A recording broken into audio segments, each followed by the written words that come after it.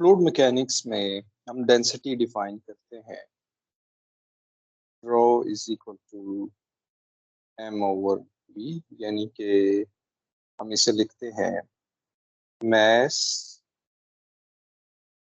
पर unit volume. Mass per unit volume हम इसको लिख रहे होते हैं। अब इसका मतलब क्या होता है? इसका मतलब ये होता है कि कोई फ्लूइड कितना हैवी है या लाइट है। हम ये हैवी और लाइट उस सेंस में नहीं देख रहे जैसे हम देखते हैं कि इसका वजन ज़्यादा है या कम है। हम इसको इस सेंस में देख रहे हैं कि ये हमारे पास दूसरे फ्लूइड से इसका वजन ज़्यादा है या कम है, यानी कि हम इसे कंपैरिजन दूसरे से कर रहे होते हैं। इसको इस तरह से आप अंडरस्टैंड करें कि अगर हमारे पास वाटर है, इसकी एक डेंसिटी है, मैस पर वॉल्यूम है, तो अगर हम इस वाटर में ऑयल ऐड कर दें, आप यहाँ ऑयल ऐड कर दें, ऑयल ऐड करने से क्या होगा कि वो देखिएगा, या आप इसमें हनी ऐड कर दें, शहद ऐड कर दें, तो वो नीचे बैठ जाएगा।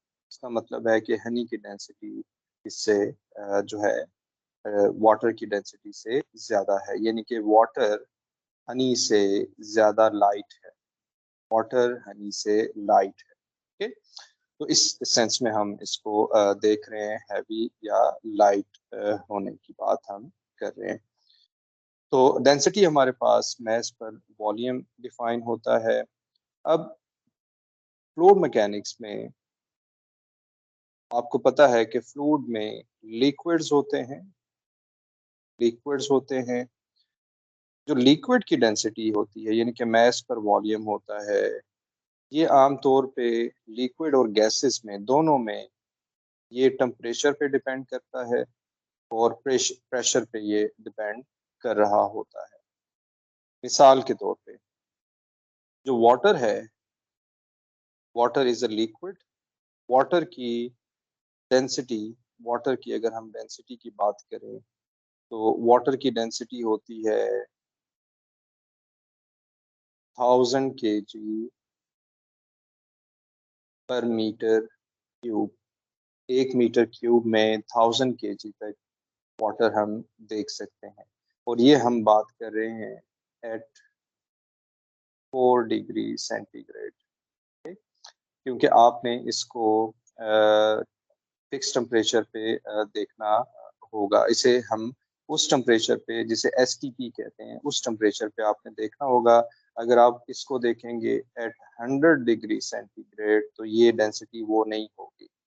हम वो टेम्परेचर देखते हैं जिसमें मॉलिक्यूलर स्ट्रक्चर में जो बॉन्डिंग फोर्सेस हैं उस पर ज़्यादा इफेक्ट ना पड़े, वो जगह हम देखते हैं। आमतौर पे रूम टेम्परेचर की बात की जाती है, लेकिन हम जो बात करते हैं यहाँ, हम एग्जाम्पल के तौर पे देख रहे हैं कि 4 डिग्री सेंटीग्रेड में density of water is 1000 kg पर मीटर क्यूब।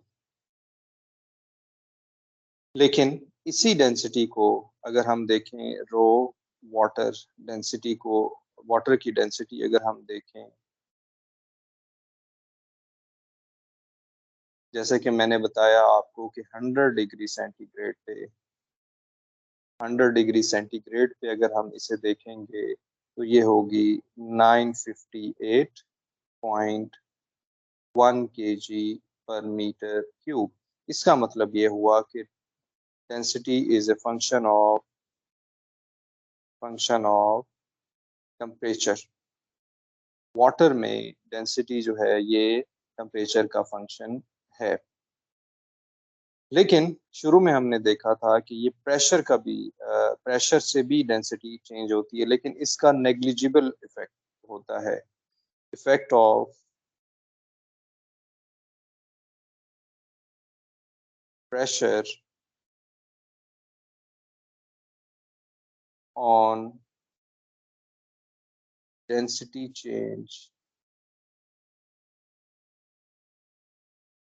is negligible।